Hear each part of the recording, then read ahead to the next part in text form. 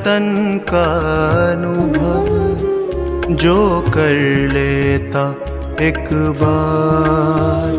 प्रभु तेरे वतन का अनुभव जो कर लेता एक बार, उसका तो मन हो जाता है सभी हदों से पार। प्रभु तेरे वतन का अनुभव जो कर लेता एक बार। प्रभु तेरे वतन का अनुभव जो कर लेता एक बार।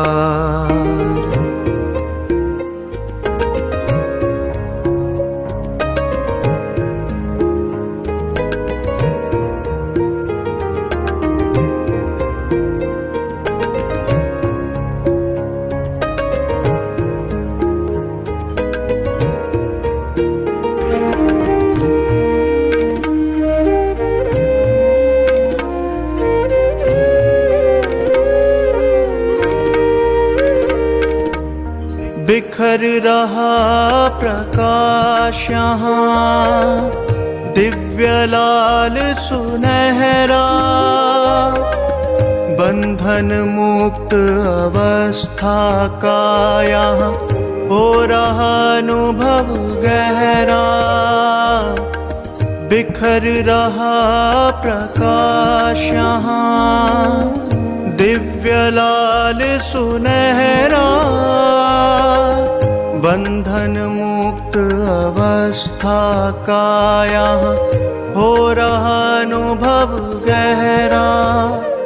समा के तेरी किरणों में मिल रहा आनंद अपार। प्रभु तेरे वतन का अनुभव जो कर लेता एक बार। प्रभु तेरे वतन का अनुभव जो कर लेता एक बार।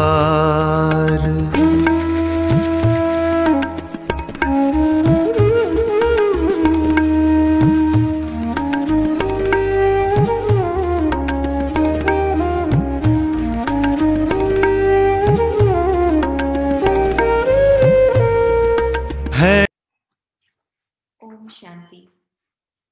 आज 19 नवंबर 2020 की वाणी।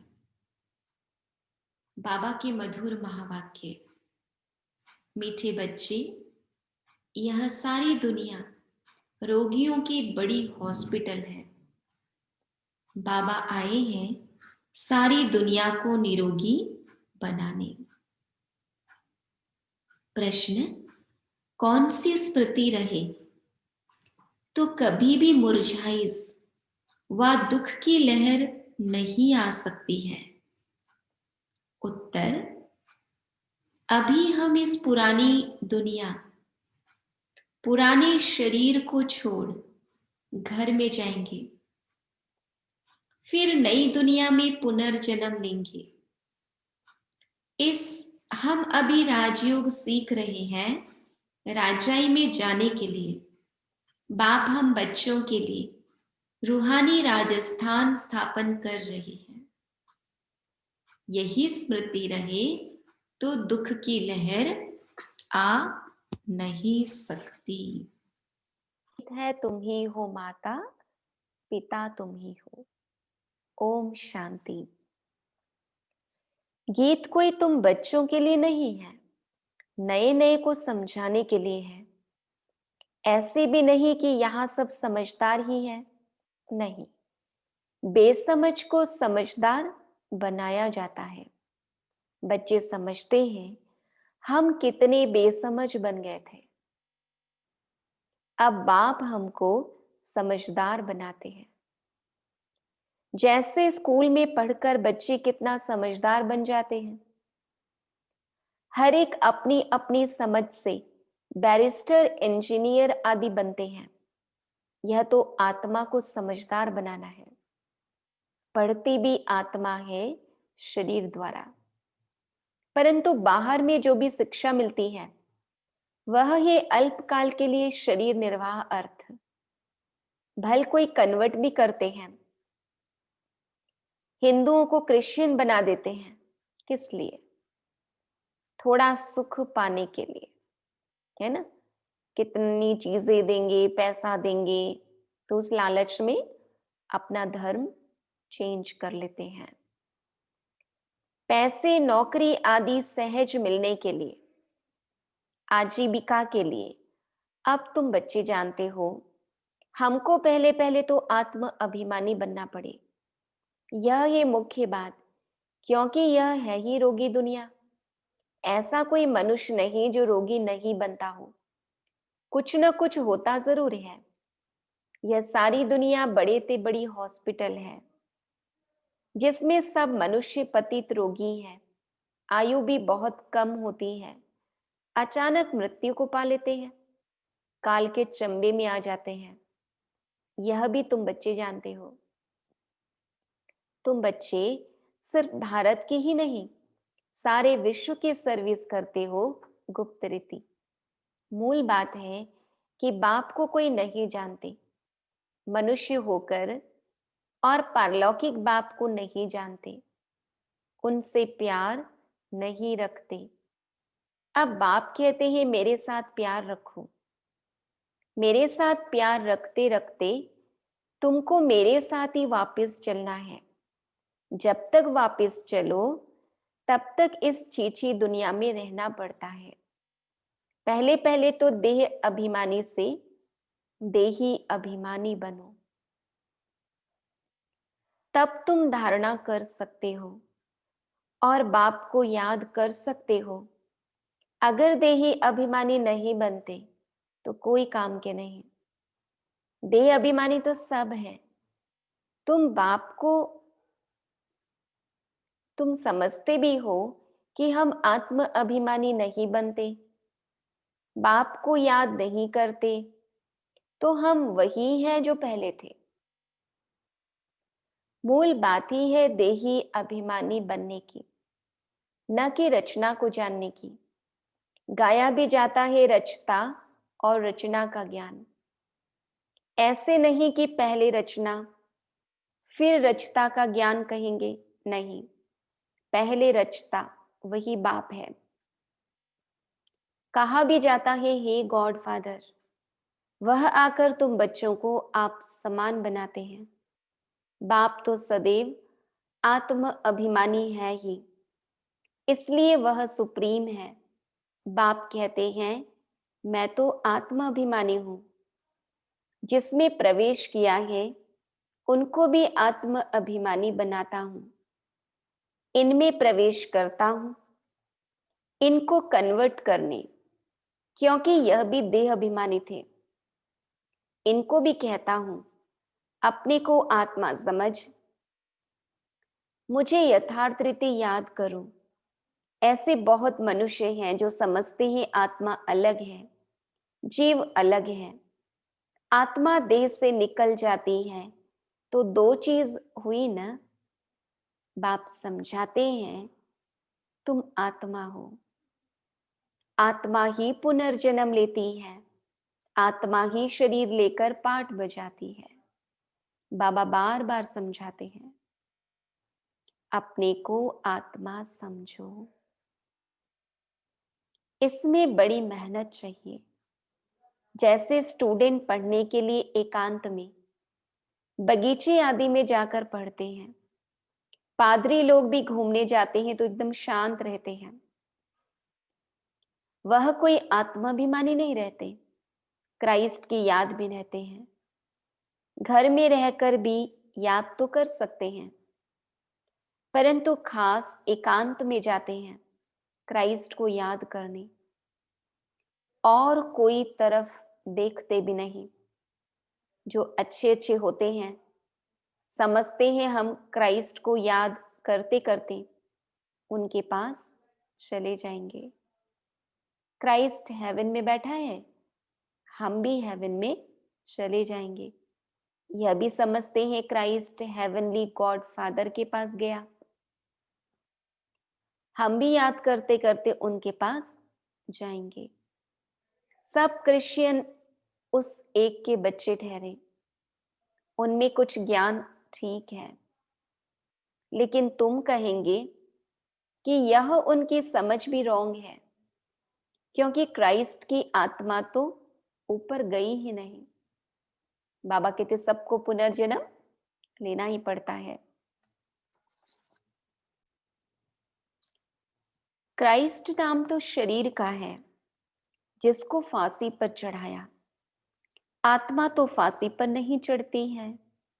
अब क्राइस्ट की आत्मा गॉड फादर के पास गई, यह कहना भी रॉन्ग हो जाता है। वापिस कोई कैसे जाएंगे? हर एक को स्थापना फिर पालना जरूर करनी होती है। मकान को पोताई आदि कराई जाती है, यह भी पालना है ना। अब बेहद के बाप को तुम याद करो। यह नॉलेज बेहद के बाप के सिवाय कोई दे न सके। अपना ही कल्याण करना है, रोगी से निरोगी बनना है। यह रोगियों की बड़ी हॉस्पिटल है, सारी विश्व रोगियों की हॉस्पिटल है। रोगी जरूर जल्दी मर जाएंगे, बाप आकर इस सारे विश्व को निरोगी बनाते हैं। ऐसे नहीं कि यहां ही निरोगी बनेंगे। बाप कहते हैं निरोगी होते ही हैं नई दुनिया में, पुरानी दुनिया में निरोगी हो न सके। यह लक्ष्मी नारायण निरोगी एवर हेल्दी है, वहां आयु भी बड़ी होती है, रोगी विवश होते हैं, वाइसलेस रोगी नहीं होते। बाबा कहते जो निर्विकारी हैं वो रोगी नहीं होते, बीमार नहीं पड़ते, वह है ही संपूर्ण निर्विकारी। बाप खुद कहते हैं इस समय सारी विश्व खास भारत रोगी है। तुम बच्चे पहले पहले निरोगी दुनिया में आते हो, निरोगी बनते हो याद की यात्रा से। याद से तुम चले जाएंगे अपने स्वीट होम। यह भी एक यात्रा है, आत्मा की यात्रा है, बाप परमात्मा के पास जाने की। यह है स्पिरिचुअल यात्रा। यह अक्षर कोई समझ नहीं सकेंगे। तुम भी नंबरवार जानते हो, परंतु भूल जाते हो। मूल बात है यह, समझाना भी बहुत सहज है, परंतु समझाए वह जो खुद भी रूहानी यात्रा पर हो। खुद होगा नहीं, दूसरे को बताएंगे तो तीर नहीं लगेगा। बाबा कहते सच्चाई का जौहर चाहिए। हम बाबा को इतना याद करते हैं जो बस।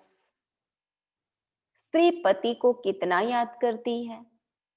यह है पतियों का पति, बापों का बाप, गुरुओं का गुरु। गुरु लोग भी उस बाप को ही याद करते हैं। क्राइस्ट भी बाप को ही याद करते थे, परंतु उनको कोई जानते नहीं है। बाप जब आए तब आकर अपनी पहचान देवे। भारतवासियों को ही बाप का पता नहीं है तो औरों को कहां से मिल सकता? विलायत से भी यहाँ आते हैं योग सीखने के लिए, समझते हैं प्राचीन योग भगवान ने सिखाया। यह है भावना। बाप समझाते हैं सच्चा सच्चा योग तो मैं ही कल्प कल्प आकर सिखलाता हूं, एक ही बार। मुख्य बात है अपने को आत्मा समझ बाप को याद करो। इसको ही रूहानी योग कहा जाता है। बाकी सबका है जिस्मानी योग। ब्रह्म से योग रखते हैं, वह भी बाप तो नहीं है, वह तो महतत्व है, रहने का स्थान। तो राइट एक ही बाप है, एक बाप को ही सत्य कहा जाता है। इसलिए कहते हैं गॉड इज ट्रुथ। यह भी भारतवासियों को पता नहीं कि बाप ही सत्य कैसे है। वही सचखंड की स्थापना करते हैं, सचखंड और झूठखंड। तुम जब सचखंड में रहते हो तो वहां रावण राज्य ही नहीं होता। आधा कल्प बाद रावण राज्य झूठ खंड शुरू होता है। सचखंड पूरा सत्युग को कहेंगे, फिर झूठ खंड पूरा कलयुग का अंत। अभी तुम संगम पर बैठे हो, ना इधर हो ना उधर हो। बाबा कहते तुम ट्रैवल यानी यात्रा कर रहे हो। आत्मा ट्रैवल कर रही है, शरीर नहीं। बाप आकर के यात्रा करना सिखलाते हैं। यहां से वहां जाना है, परम धाम। तुमको यह सिखलाते हैं। वो लोग फिर स्टार्स, मून आदि तरफ जाने की ट्रैवल करते हैं। अभी तुम जानते हो उनमें कोई फायदा नहीं है। इन चीजों से ही सारा विनाश होना है। बाकी जो भी इतनी मेहनत करते हैं सब व्यर्थ। तुम जानते हो यह सब चीजें जो साइंस से बनती हैं वह भविष्य में तुम्हारे ही काम आएगी। यह ड्रामा बना हुआ है। बेहद का बाप आकर पढ़ाते हैं तो कितना रिगार्ड रखना चाहिए। टीचर का वैसे भी बहुत रिगार्ड रखते हैं। टीचर फरमान करते हैं अच्छी रीति पढ़कर पास हो जाओ। अगर फरमान को नहीं मानेंगे तो नापास हो जाएंगे। बाप भी कहते हैं तुमको पढ़ाते हैं विश्व का मालिक बनाने। यह लक्ष्मी नारायण मालिक है, भल प्रजा भी मालिक है, परंतु दर्जे तो बहुत है ना। दर्जा यानी पोस्ट। अब राजा की पोस्ट अपनी है, प्रजा की अपनी है, एक तो हो नहीं सकती। तो बाबा कहते भारतवासी भी सब कहते हैं ना हम मालिक हैं। गरीब भी भारत का मालिक अपने को समझेगा, परंतु राजा और उनमें फर्क कितना है। नॉलेज से मर्तबे का फर्क हो जाता है। जो जितना ज्यादा ज्ञान उठाते हैं वो उतना ऊंच पद पाते हैं। कम उठाएंगे तो कम पद पाएंगे। नॉलेज में भी होशियारी चाहिए, पवित्रता भी जरूरी है, तो हेल्थ वेल्थ भी चाहिए। स्वर्ग में सब है ना। बाप एम ऑब्जेक्ट समझाते हैं। दुनिया में और कोई की बुद्धि में यह एम ऑब्जेक्ट होगी नहीं। तुम फट से कहेंगे हम यह बनते हैं, सारे विश्व में हमारी राजधानी होगी। यह तो अभी पंचायती राज्य है। पहले थे डबल ताजधारी, फिर एक ताज, अभी 9 ताज। बाबा ने मुरली में कहा था यह भी चित्र हो, डबल सिरताज राजाओं के आगे सिंगल ताज वाले माथा झुकाते हैं। अभी बाप कहते हैं मैं तुमको राजाओं का राजा डबल सिरताज बनाता हूं। वह है अल्पकाल के लिए। यह है 21 जन्मों की बात। पहली मुख्य बात है पावन बनने की।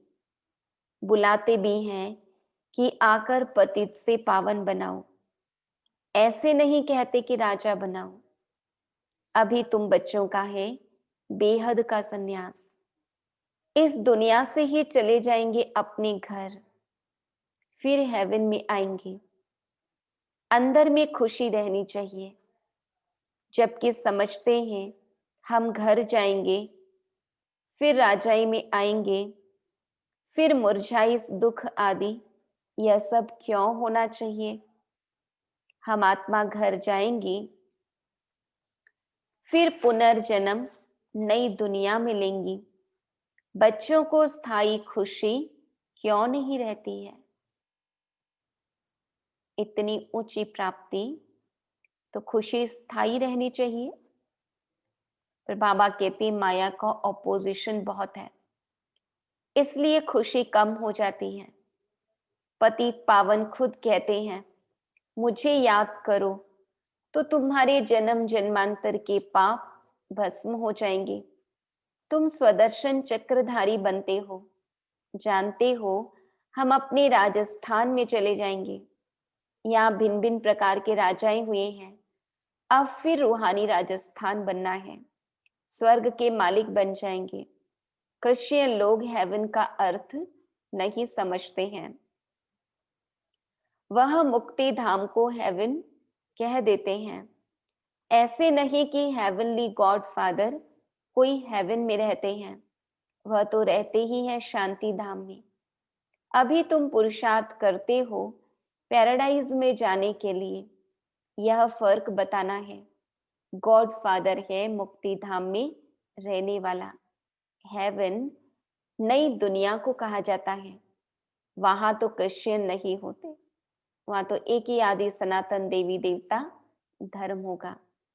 फादर ही आकर पैराडाइज स्थापन करते हैं। तुम जिसको शांति धाम कहते हो, उनको वो लोग हेवन समझते हैं। यह सब समझने की बातें हैं।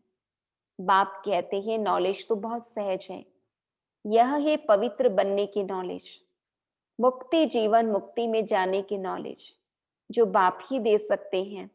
जब किसको फांसी दी जाती है तो अंदर में यही रहता है, हम भगवान पास जाते हैं। फांसी देने वाले भी कहते हैं गॉड को याद करो। गॉड को जानते दोनों नहीं हैं। उनको तो उस समय मित्र संबंधी आदि जाकर याद पड़ते हैं। गायन भी है, अंत काल जो स्त्री सिमरे। कोई न कोई याद जरूर रहता है। सतयुग में ही मोह जीत रहते हैं।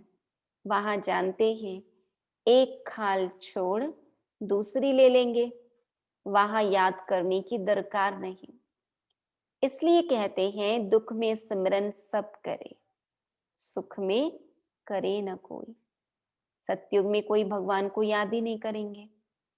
यहाँ दुख है इसलिए याद करते हैं भगवान से कुछ मिले। वहां तो सब कुछ मिला ही हुआ है। तुम कह सकते हो हमारा उद्देश्य है मनुष्य को आस्तिक बनाना, धनी का बनाना। अभी सब निधन के हैं, हम धन का बनते हैं। सुख शांति संपत्ति का वर्षा देने वाला बाप ही है। इन लक्ष्मी नारायण की कितनी बड़ी आयु थी, यह भी जानते हैं। भारतवासियों की पहले पहले आयु बहुत बड़ी रहती थी, अब छोटी है। क्यों छोटी हुई है यह कोई भी नहीं जानते। तुम्हारे लिए तो बहुत सहज हो गया है समझना और समझाना। सो भी नंबरवार है, समझानी हर एक की अपनी अपनी है। जो जैसी धारणा करते हैं ऐसे समझाते हैं।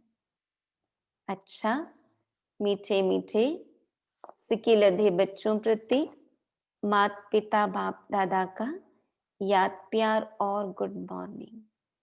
रूहानी बाप की रूहानी बच्चों को नमस्ते। हम रूहानी बच्चों की रूहानी बाप दादा को याद प्यार, गुड मॉर्निंग, नमस्ते नमस्ते नमस्ते। धारणा के लिए मुख्य सार। जैसे बाप सदैव आत्म अभिमानी है, ऐसे आत्म अभिमानी रहने का पूरा पूरा पुरुषार्थ करना है। एक बाप को दिल से प्यार करते करते बाप के साथ घर चलना है। बेहद के बाप का पूरा पूरा रिगार्ड रखना है, अर्थात बाप के फरमान पर चलना है। बाप का पहला फरमान है, बच्चे अच्छी रीति पढ़कर पास हो जाओ। इस फरमान को पालन करना है। वरदान, सेंस और एसेंस के बैलेंस द्वारा अपनेपन को स्वाहा करने वाले विश्व परिवर्तक भव। सेंस अर्थात ज्ञान की पॉइंट्स, समझ और एसेंस सेंस अर्थात ज्ञान की पॉइंट्स समझ, और एसेंस अर्थात सर्वशक्ति स्वरूप, स्मृति और समर्थ स्वरूप, इन दोनों का बैलेंस हो तो अपनापन व पुरानापन स्वाहा हो जाएगा। हर सेकेंड,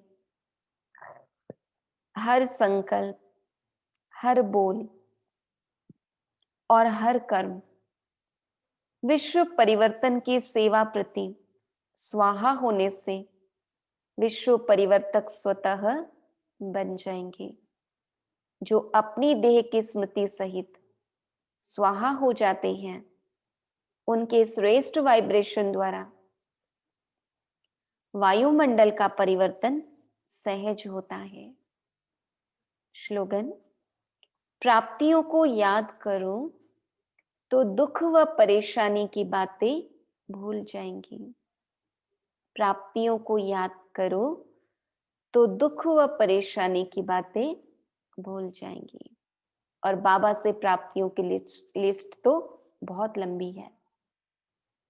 अगर उसको याद करेंगे, प्राप्तियों की स्मृति में रहेंगे, जो थोड़ी बहुत बातें आती हैं वो कुछ लगेगा ही नहीं। ओम शांति।